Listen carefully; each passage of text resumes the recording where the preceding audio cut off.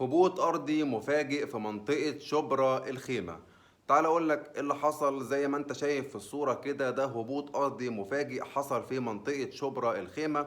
طبعا ده خلى قوات الأمن والمعاينات والحماية المدنية وكل القوات ديت جم على المنطقة. حطوا طبعا الحديد اللي بيحطوه عشان ما حدش يعدي من المنطقة ديت، واطمنوا طبعا على المنشآت والمباني اللي حوالين المنطقة. لغاية دلوقتي محدش يعرف الهبوط المفاجئ اللي حصل دوت ايه سببه اصلا، ما تعرفش. ولكن اتمنى ان شاء الله الموقف يتلحق، وان محدش طبعا يتضر بسبب الهبوط المفاجئ ده.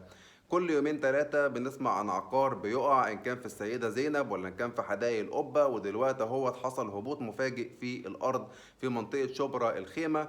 مش عارف هنفضل نسمع لغاية إمتى الحاجات اللي عمالة بتقع فجأة ديت ومحدش عارف أسبابها إيه، والناس أرواحها بتروح. انتوا بقى قولوا لي في كومنتات، تفتكروا مين اللي المفروض يتحاسب وإمتى هيتحاسب؟